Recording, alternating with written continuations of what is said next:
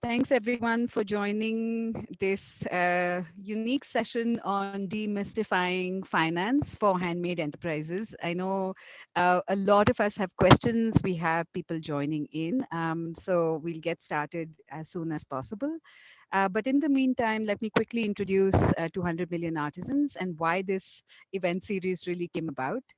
I'm Priya Krishnamurthy. I'm the founder of 200 Million Artisans. And basically, we started out as a COVID response platform back in 2020.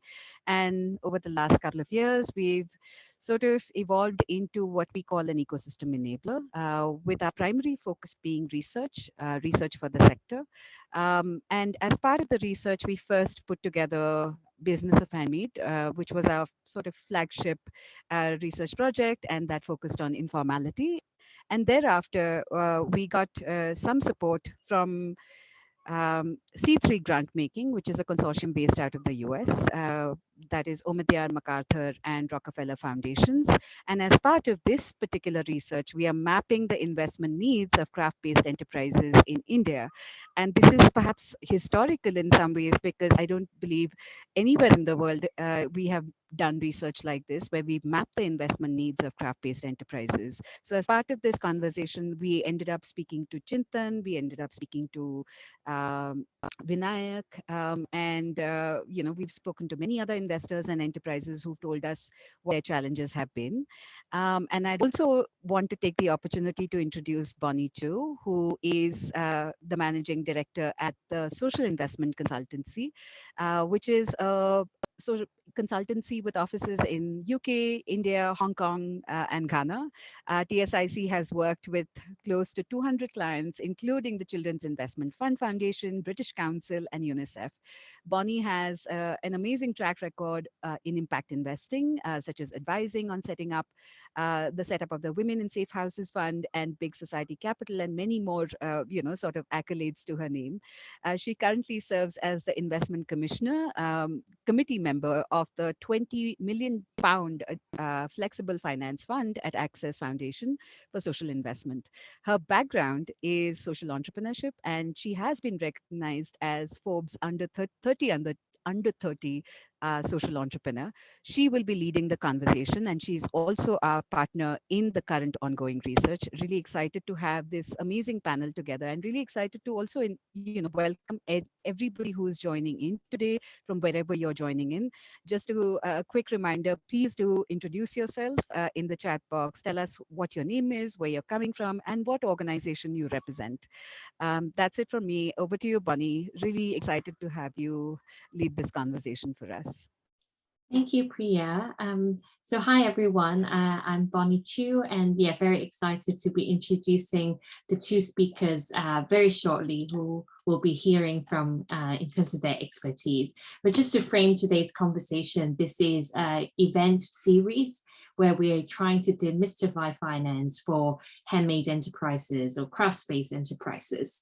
And we are looking into this at the back of the research that Priya already mentioned, but we are also hoping that from these events, we'll get to hear from the audience in terms of what you want to hear, what other questions you might still have around financing options for enterprises like yours, so that we can build on our research. So we are hoping that this could be as interactive as possible.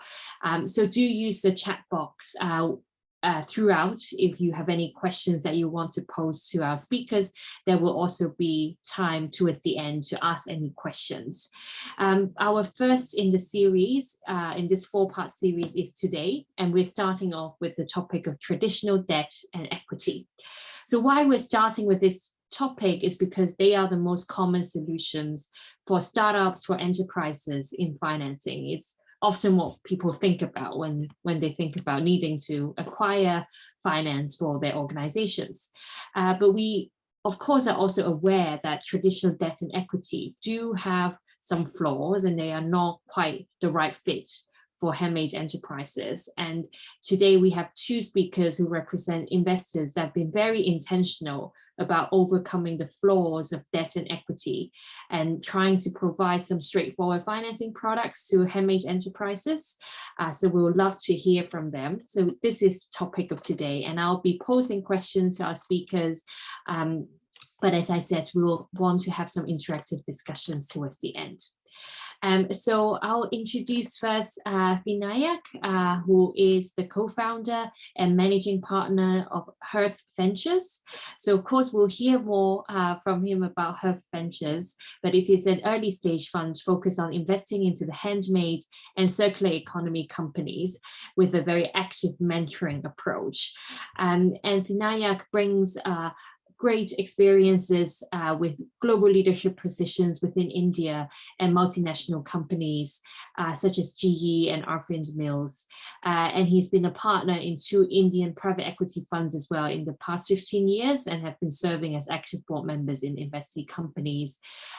So we'll look forward to hearing, of course, how his previous investment experience also influences his current role at Hearth Ventures. So welcome, Vinayak.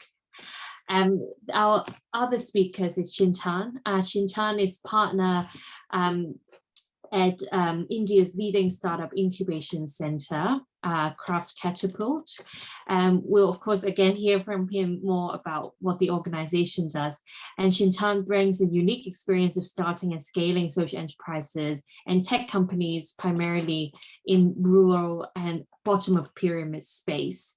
And he's previously worked as project manager in companies such as Feedback Ventures, the Taj Group, and has lots of years of experience in startup incubation as well.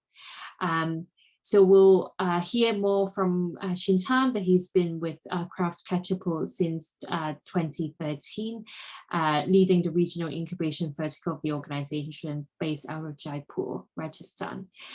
So welcome both of you. If I can start with the first question, is to hear more from both of you about your organization's foray into the craft sector. If you can tell us what piqued your interest in this sector from an investor's perspective and what you feel is unique about this sector compared to others. Vinayak, would you be able to start first? Yes, thank you, Bonnie. Thank you for the kind introduction. Thanks to both you and Priya for providing this platform. It's always of great interest to talk to entrepreneurs and aspiring entrepreneurs.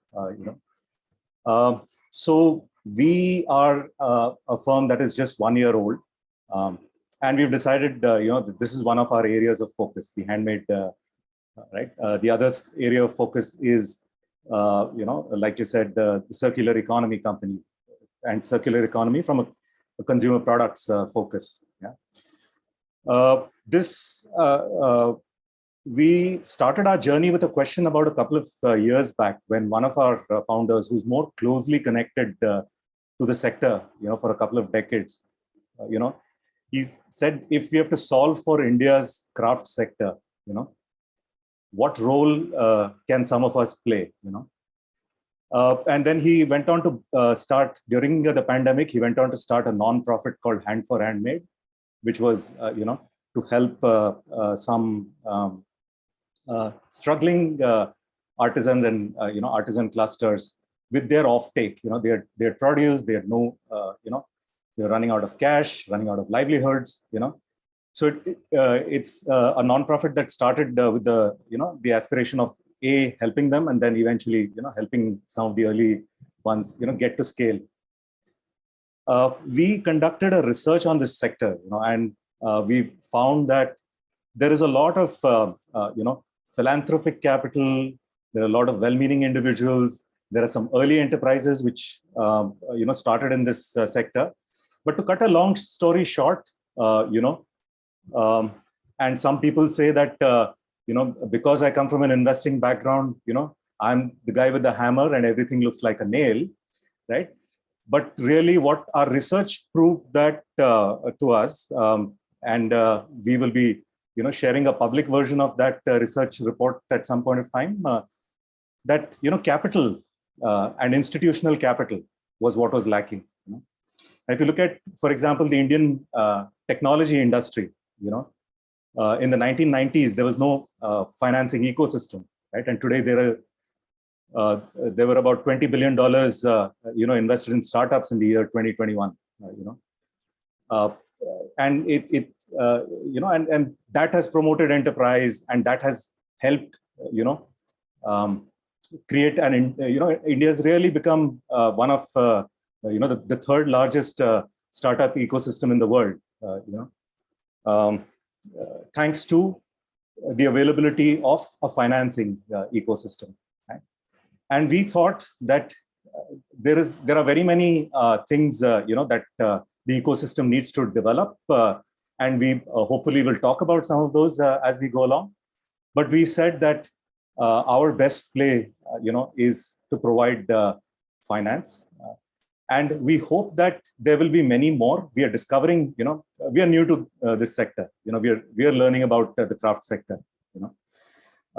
And as we are learning, we hope there will be many more who will join us. There will be, so we are the first, craft or craft tech fund or whatever you might call it, and we hope there will be many more funds in this, over the next few years.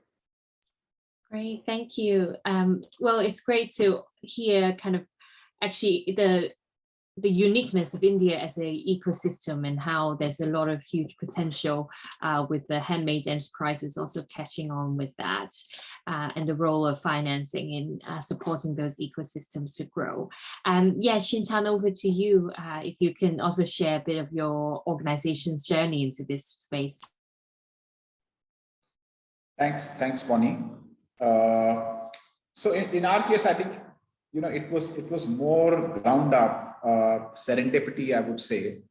And I'll give a bit of a background. In fact, the name of the organization that I represent, the larger group, is CIIE.co, the incubation center at the Indian Institute of Management. And Craft Catapult is the name of the program that we started which we have been doing almost on a yearly basis since 2019. Within CIIE.co, I am specifically handling an SBU or a division which is called Nest, where we look at regional incubation. So currently we are operating centers in 4 states: Rajasthan, Gujarat, Madhya Pradesh, and Assam. And we started with Rajasthan. And our objective was to essentially build, and these are all centers that we have set up with local partners, in some cases government, etc. And the objective was to build the regional ecosystem in these regions. And these are all tier 2, tier 3 sort of geographies. Not the Delhi, Bombay, Bangalore, where you will have the high tech, I think what Vinayak was talking about, the tech startups, etc. So one of the things that we were fairly clear about was that while we may find a few interesting tech startups in a Jaipur or a Bhopal or an Indore, which are some of these tier 2 cities where we operate in, we should also try and see some of the strengths, sectoral strengths of these regions, and see where there are early signs of some validation in terms of entrepreneurs building interesting business models, even though they may not be successful or they may not have scaled up. So we found evidence of that. As I mentioned, we started in Jaipur, and we found quite a lot of evidence of that in Jaipur. In fact, we found evidence of at least 2 or 3 successful models, which may have taken 20, 25 years to scale up, because they scaled up in the 80s, 90s, without the use of technology and all that. And we found a lot of interesting entrepreneurs who were trying to build interesting models, interesting products, using the craft economy. So within Jaipur, we found example of a company called Jaipur Rugs, which I think most people will be familiar with, which had built maybe a close to 400 crore. I mean, I might be wrong in terms of a few percentages here and there, but a sizable business selling rugs which are made by artisans in the rural areas of Rajasthan, and then they scaled up to the other regions, and they created a supply chain around it and sold it to whatever, the international markets or to retail chains and all that. Similarly, we found example of a company called Anokhi, which used a different craft. So while these used hand knotted rugs, they used block printing, which was, and they in fact almost revived some of the block printing clusters in places known as Sanganer and Bagru, close to Jaipur. I mean, these are familiar block printing clusters, and build a business model around it, essentially a retail-based model. They then added some other elements to it. So these were successful models, and we saw some entrepreneurs trying out things around other crafts. It could be, sorry, footwear, or it could be khadi, which is handmade, hand spun cloth and all that. And that's how craft Catapult came around, right? So we, in fact, the reason why we came up with this program was that we were doing a program with DFID, you know, the UK government aid making agency, and the Technology Development Board, where the objective was to promote social entrepreneurship and support them in the regions of Rajasthan and Madhya Pradesh. And we thought that, you know, there are a lot of these early stage entrepreneurs trying to do something interesting around craft. So let's do a separate program around crafts, and we'll try to get some mentors, which are people who have maybe worked in some of these organizations which have successfully scaled up. Of course, there are examples of Fab India and Good Earth and all that. And we created what we call as an accelerator program, a 3 to 4 month long accelerator program, where we got selected some 8 or 10 craft startups and got them into sessions, some general knowledge sessions, you know, then mentoring, and then help them do some validations on the ground. It could be a validation to just check the pricing or the unit economics, you know, the typical startup accelerator programs.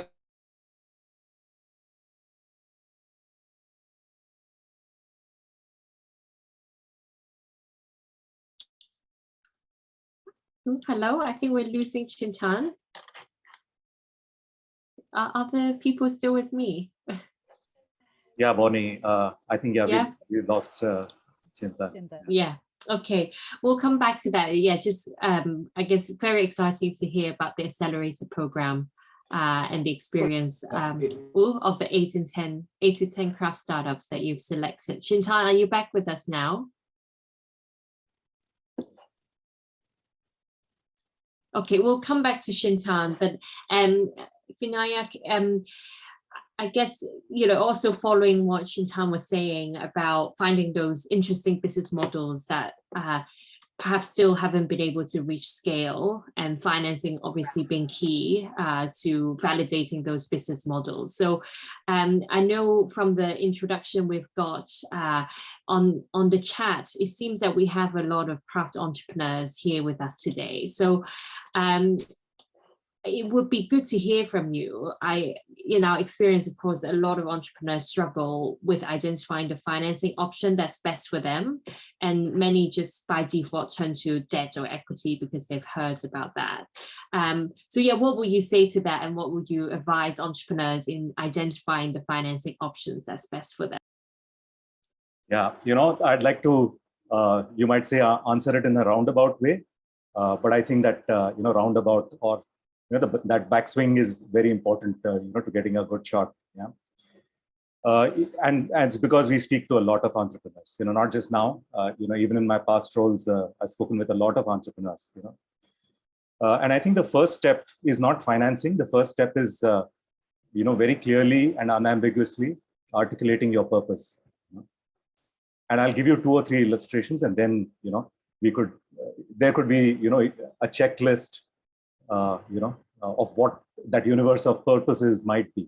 Okay, but you know, there might be someone who's starting off, you know, with a pure social missive, right? To say that I want to do good by the community, right? And that's how you find a lot of, you know, people who operate in the craft space, you know, not just here in India, but elsewhere in the world, right? So to do, you know, good by the community, you know?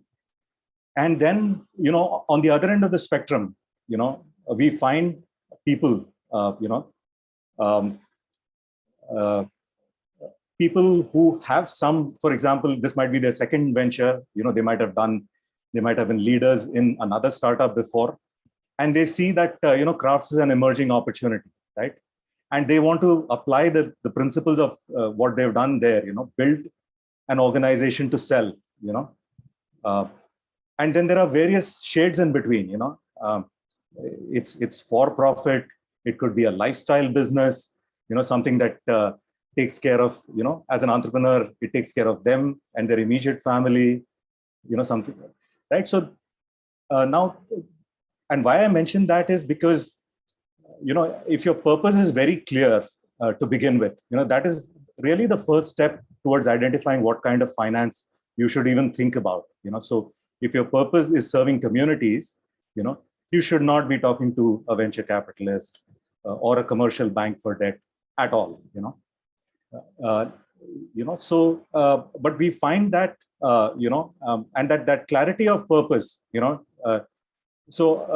I were to just offer one word of advice is to say that if you were to make a plaque out of it, right? Could you hold that plaque, or could you make it into a T-shirt, and could you walk around, and say, yes, this is what defines me, right? Unabashedly, right? So the second thing is, having done the purpose, the roadmap. Okay, so you can meet the same purpose with with a different roadmap. For example, and what I say roadmap,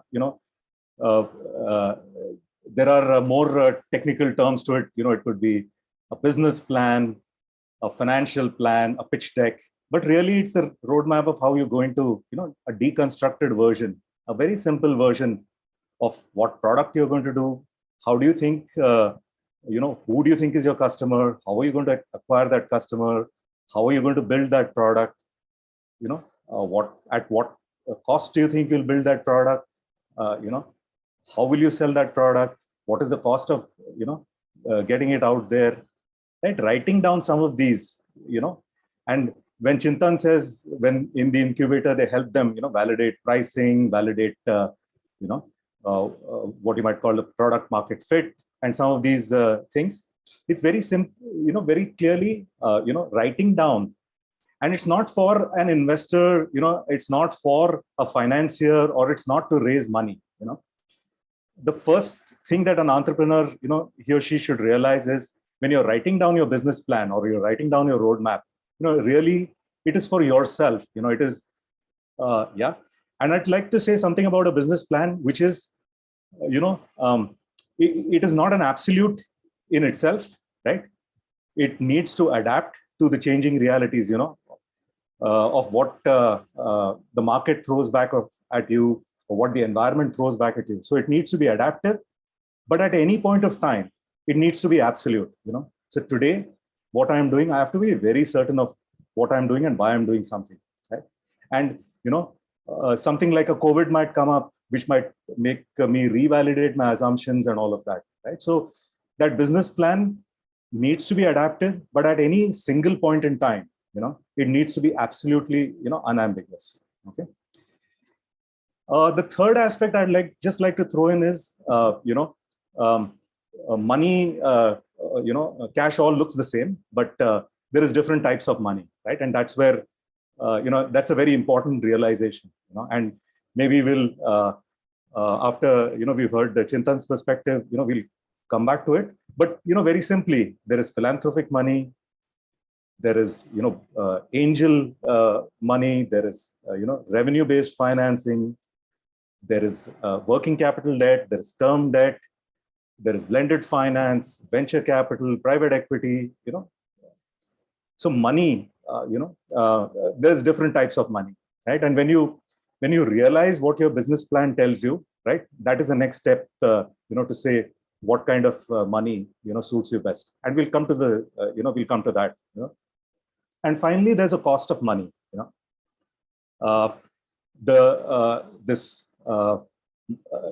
money is free when it, comes from customers. For example, if you're on a crowdsourcing platform, okay, where, people believe in you, want to see your idea work, right? I think that is free money, really, right? The next kind of free money is your customer money, right? If you're commissioned to do a piece of work, yeah, you get an advance to, sell your product, right? I think that's the best kind of money, right? When your customer is, right? And the best kind of businesses are, bootstrap businesses where you can collect before you deliver, yeah? And you don't have to, bother about finance, right? And then there are, next best, yeah. So there is free money and there is very, very expensive money, So, things like venture capital or private equity is really very expensive money, right? But I'll pause here and we'll come to something more later once we've heard maybe Chintan's perspective. Thank you so much. Yeah, lots of important concepts to pick up. Chintan, I think before we lost you, you were talking about the accelerator program, the 3-month program. So it would be great if you can expand on that, and also your advice to craft entrepreneurs who are in the audience today.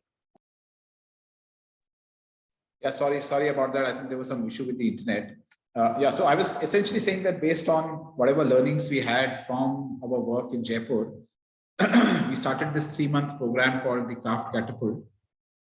And, as Vinayak was saying, the objective was to essentially help craft entrepreneurs, entrepreneurs who are working with artisans and trying to create a business around it, essentially trying to help them figure out what their business model is, what should they be doing, who their customer needs to be, pricing, profitability, what we call as unit economics in the case of startups, because you may not have a lot of sales to achieve net profitability. So you do some calculations at unit level and stuff like that.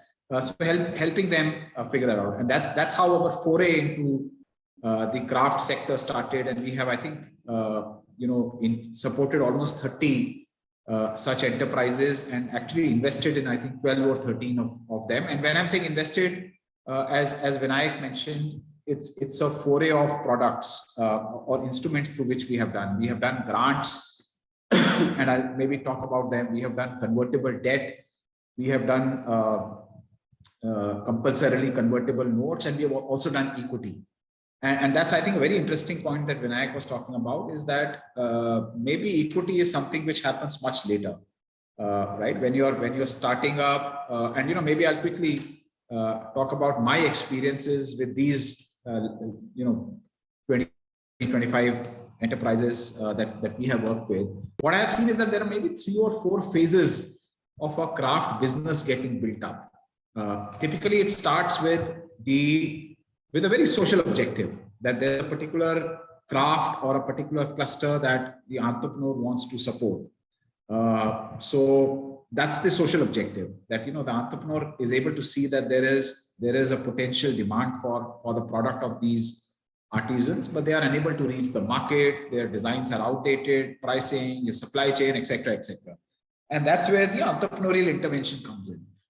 So that's the bootstrapping phase, I would say, right? At that stage, it's very unlikely that someone is going to fund you. And at that stage, you are essentially figuring out what you need to do, what you should not be doing.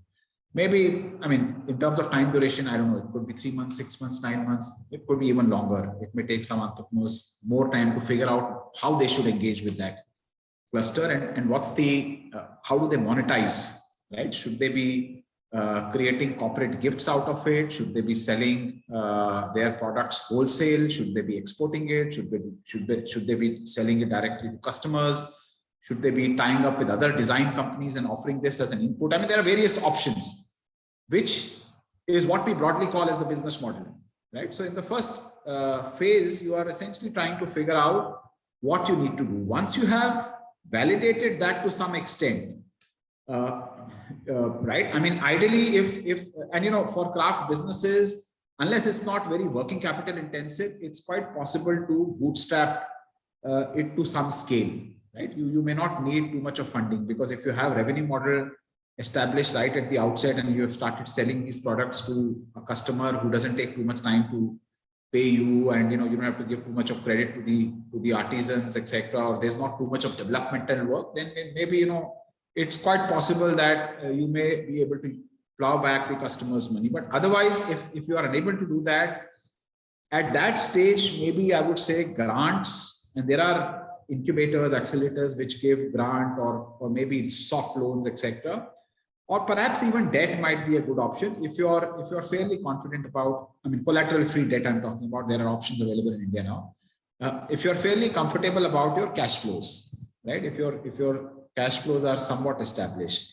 What I have seen happening is that for a craft startup, the venture capital stage is actually the third stage, right? Once you have established your business model, you may have taken some of these less expensive financing options. You may have validated the scalability of your business model, right? Now, that's the other quick point I'll quickly talk about, that a lot of people think that craft businesses may not scale beyond a point, which is fine. Some craft businesses may not scale beyond a point and may not reach a level where they would be interesting enough to an equity investor or an angel investor or a venture capital investor.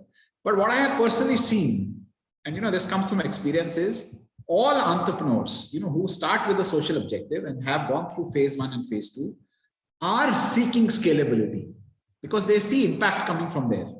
Right? Because if you don't scale up your business to a certain level, your impact will be limited to 10, 15, 20, 30, whatever, a certain number of artisans. And that's not something that makes a social entrepreneur happy.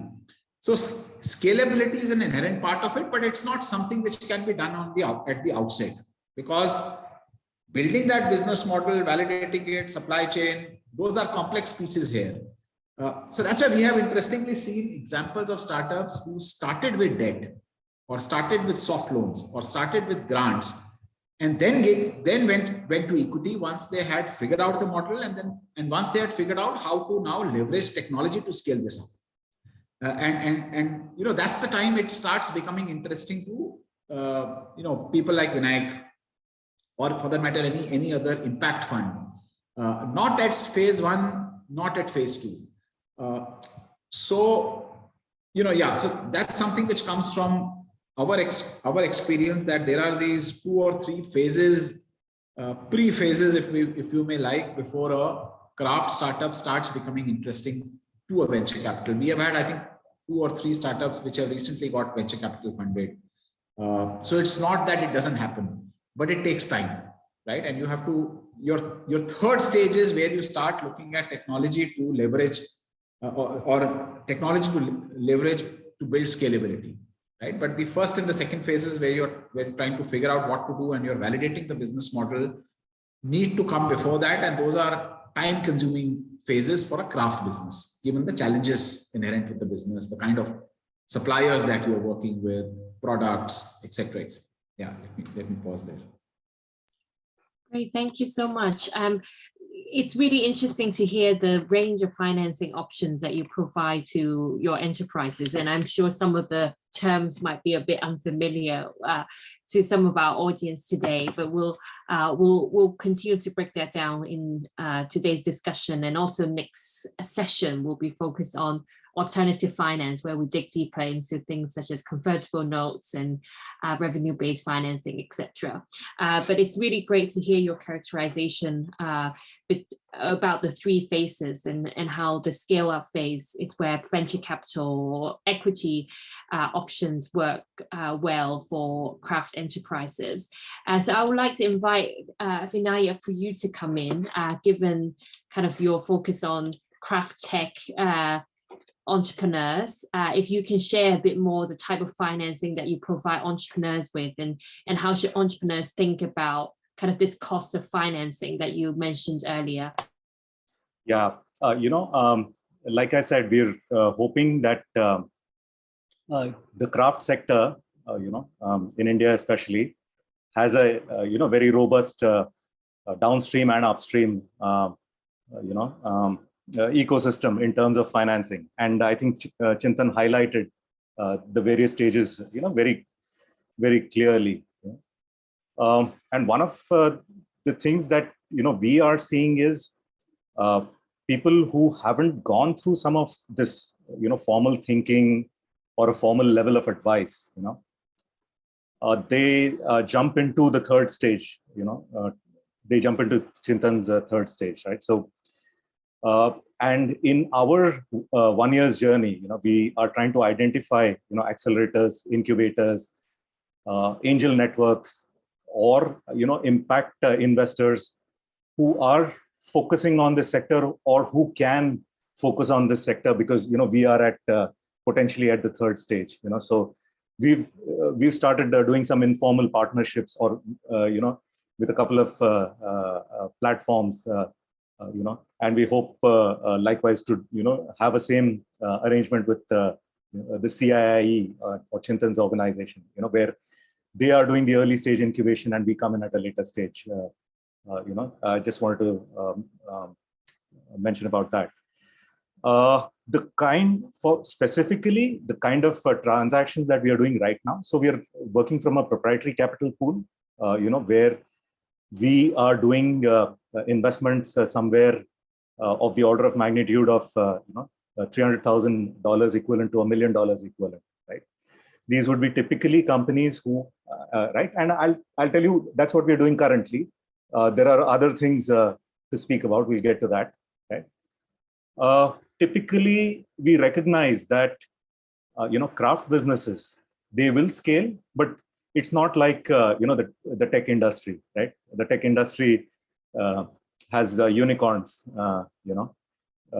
billion-dollar enterprises and all of that, and everyone, because that is big, because that is popular, you hear stories of venture capital and financing and equity in the tech industry, right? So whether it is fintech or edutech or whatever, and that's those who are following investments even informally, and many of those who are not, that news comes and hits you in the face, So what we recognize is that while enterprises are scaling, here you have to really, the network effects and all that might, get you to, being seen and recognized in a community. But at the end of the day, you have to produce a handmade product, and deliver it to an end customer, right? And there are limitations to, how that might scale. You might use, some fixtures, some, manufacturing technology or some adjuncts to the whole process, right? But there is a limit. So we recognize that this will never scale like the tech industry. So we introduce one variable, okay, and it's an important fact to understand, which is to say that when someone is making an investment, an equity investment, a tech VC will expect, some sort of a return or some sort of an exit in a 3-year time frame. It might not be an exit in the sense, you make an investment and you are able to get back your investment with a multiple, but at least, the next round of funding, it could happen, 18, 24, 36 months, right? And that next round of funding happens at a huge multiple, based on whatever set of metrics that next round of funding comes in at, right? We recognize that that is not going to happen, right? So we say that we are in the game for a longer time, right? So at least, 6 to 7 years before we say, what for our investment. So time as a variable, right? We our investment, and it unless you understand finance, and unless you engage, you will not appreciate it. But I think that time as a variable, is our differentiator from, in investing. Right? The other thing is, we were talking about. I think Chintan and I have both spoken about, the types of funding that you could raise, and the purpose for which you raise that money, So, for example, if you're doing to finance working capital, you could still go in for conventional debt, or you could, there are new instruments called RBS, revenue-based financing, which we are seeing 1 or 2 companies which are focusing on those, So it is neither debt nor equity. It's like a fixed amount of finance for a fixed period of time with a fixed rate of return, right? It is to, take you from stage A to stage B, So there are very other, very many other options available, and we are seeing how we can, incorporate that into how we do things. I'll pause here. Yeah. Great, thank you. Yeah, I think it's really helpful to raise the point on revenue-based financing and the quasi-equity, kind of the raise the shades of grey between debt and equity that are happening right now in terms of financing options, which we'll focus on in the next webinar. And I'm just wanting to kind of come back to Chintan. You did mention the different phases and how debt, for example, could be helpful in phase 2. There was a question that came in the chat, just what advice you might have for entrepreneurs to understand what phases they are in and how can they actually move from one phase to another, particularly between, say, debt slash grants to the equity stage? Yeah, so obviously these phases are not very clear or watertight. There may not be very clear indicators as to whether an entrepreneur is in phase 1 or 2 or 3, and these are really conceptual, but these are very important. And the reason, and especially from a finance perspective, and that's something that Vinayak also talked about. If you are still figuring out your business model, how your revenues are going to come through, whether your unit economics is positive and all that, it doesn't make sense going to an equity investor or an impact fund or a VC investor, right? I have seen a lot of startups focus on, typically there's a misconception that VC investors look at month-on-month growth. They do, but that's only one of the indicators, right? So a lot of startups then, by hook or crook or whatever method, they try to achieve a 10% or 15% growth over the previous month, and then try to achieve 10-15% over previous month.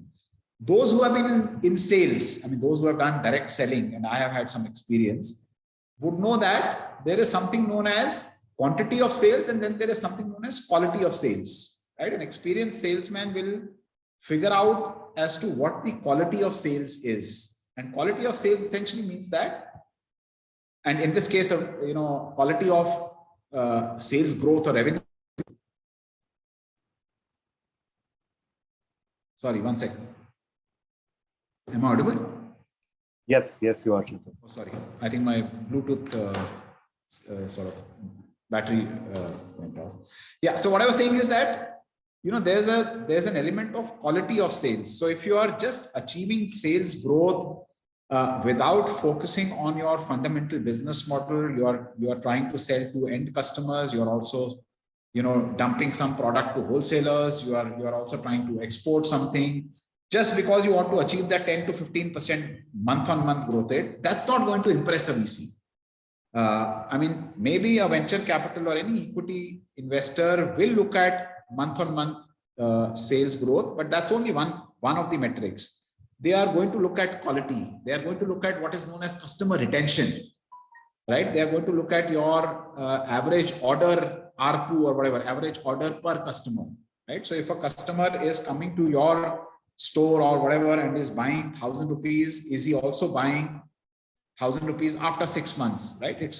Most craft-based products will not be FMCG. So, you may not be buying it on a monthly basis, but definitely if the customer is happy, he or she should return in 3 months or 6 months or whatever, and return to buy 1,200 rupees and 1,500 rupees, right? So the customer retention needs to be there. The ARPU per customer needs to go up, and your sales growth essentially should come as an outcome of these indicators, not by what we call as customer churn, right? There are a lot of startups who try to achieve sales growth by sort of churning around customers. That next month we are going to sell it to these set of customers. Next month we are going to do this. Next month we are going to do a social media drive and acquire 100 more customers. I mean, that's not a good validation you are doing in phase 2 to come to phase 3, where you can start going to VC. So in phase 2, you need to work on the fundamentals of your business model.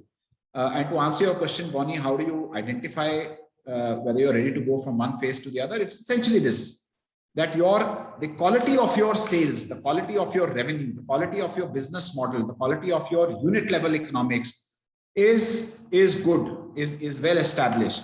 And you have also figured out some way of scaling these things up, right? It's not that you have to kind of incur an equivalent cost to be able to achieve sort of a proportional increase in sales. You have figured out some ways using technology, using some economies of scale, such that, but again, on Vinayak's point, the scalability of a craft business will never be of the same level as a scalability of a payment solution. That's never going to happen. But still there is scalability, right? Which is the third phase. Still, we need to look at scalability, and it's a natural progression. I think it's the way the human mind works, that the minute you have figured out your business model, the next thing you need to look at is scalability. But without figuring out the business model at a unit level, if you start looking at scalability, it's going to be very tough. In fact, it's going to be, you may not be able to achieve it. So that's why there's a very clear differentiation between phase 2, where you have to validate your business model, which means you are clear about your customer, your unit level economics is working out, you're making money on every customer order. Even if you have 20 customers, that's fine. Your customers are getting retained. 18 out of those 20 customers are coming back and maybe increasing their purchase basket by a small amount. Then your business model is established. Now you need to start thinking of scalability to achieve break even, right? Because the company will not be profitable with 20 customers. Company will need 10,000 customers to become profitable, or 1,000 customers or 5,000 customers. Quick last point, which I want to talk about. I think that's very, very important. As a startup, we need to think in terms of customers. See that, especially as a craft startup, because typically a craft startup will start with a supplier base, right? So you will always think in terms of artisans, which is fine, which is what your intent is. You want to essentially benefit them. You need to be tracking the social impact metrics and all the other income generation metrics. But the business needs to be focused completely on the customer, not even the product.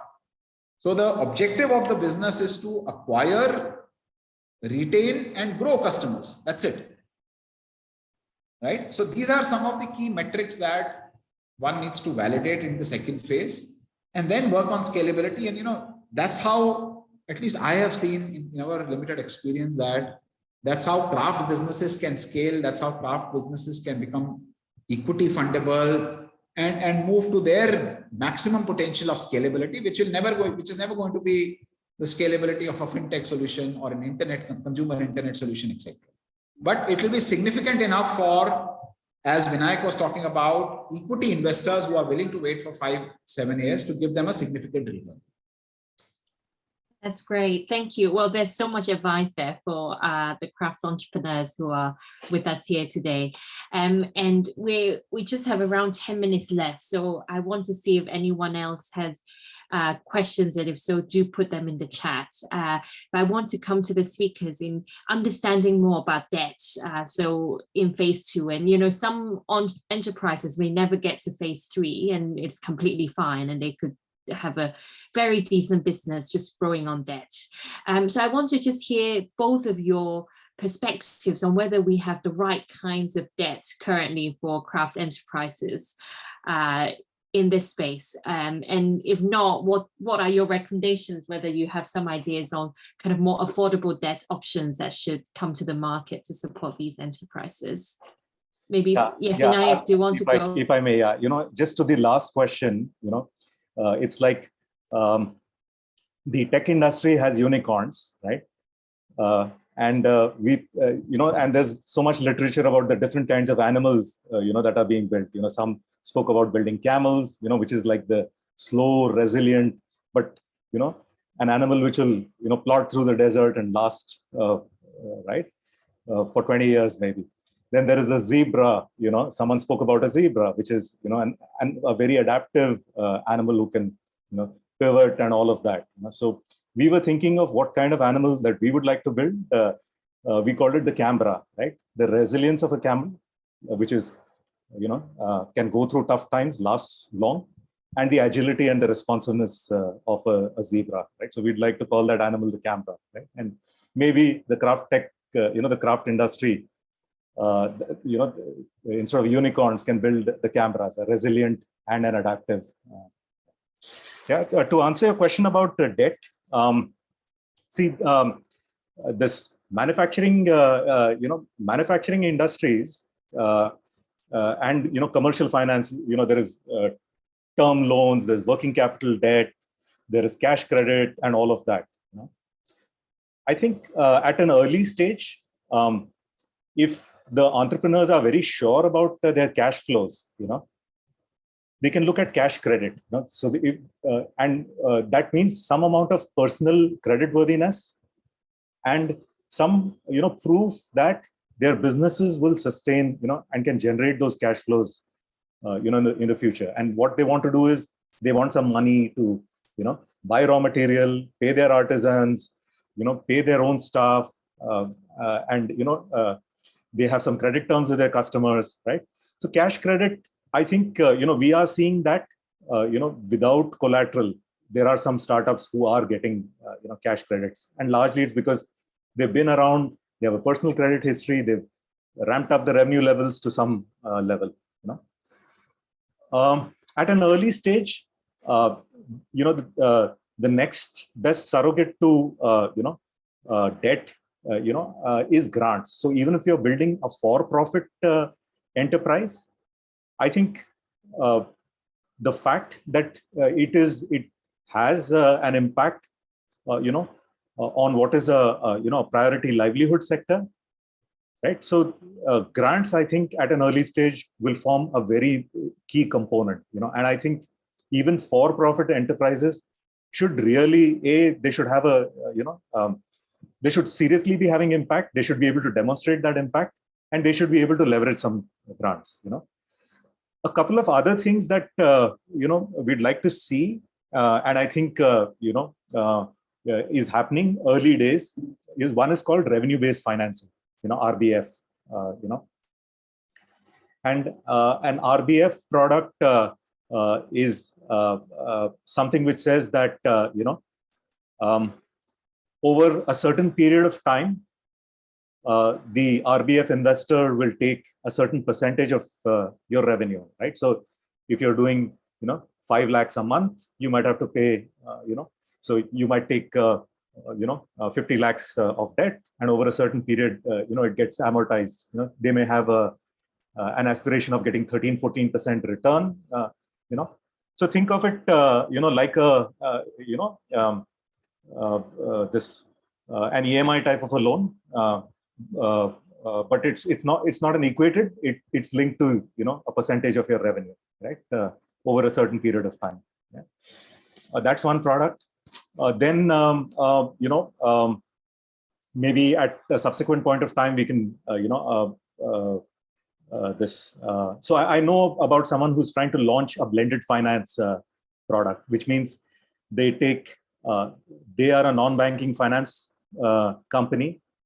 Their mainstay is debt, but they will either either on their own balance sheet or on a prospective company's balance sheet, they will try to get grants so that one portion of the finance is free, the other portion has a debt and an interest component, and it blends together to give a lower overall rate of interest, right? So that's what's called blended finance. So this very recently we spoke to someone. It's not yet a product which is there, but that's a product which we would like to see, which seems like a very nice thing, So we are having some conversations to see, how that will get shaped and going forward. That's great.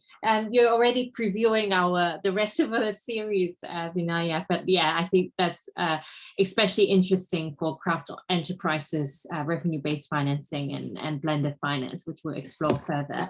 Chintan, just mindful of time, any further thoughts on kind of the types of financing instruments that you would like to see, or particularly thoughts on debt products for craft enterprises? Yeah, I think I agree with Vinayak that probably need to be more debt-based instruments options available. There are, but still it needs to increase. Especially now, again, we are using that 3-phase sort of a framework, especially in the second phase. Because the risk in that phase is fairly high. Though a craft startup a craft business may be generating revenues, but you're still testing out your business model.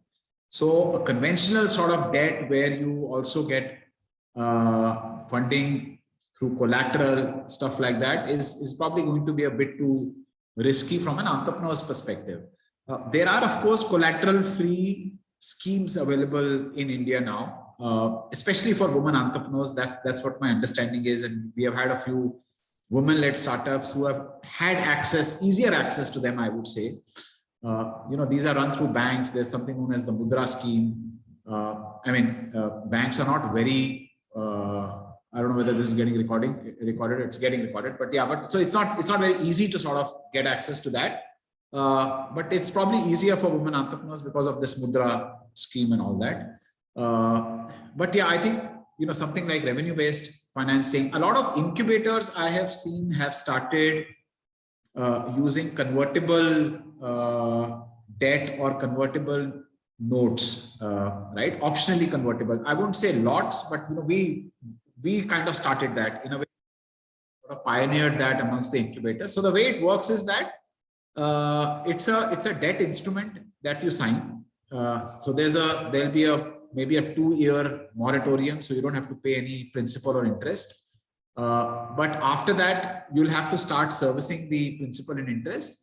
But there's an option that if you are able to raise an equity round, so if this is in phase 2 and you are able to do enough validation and then go to an impact fund and get funding at a valuation, which means that the fund is able to see your future cash flows and growth and all that, and is able to maybe give you a $1 million or a $5 million valuation.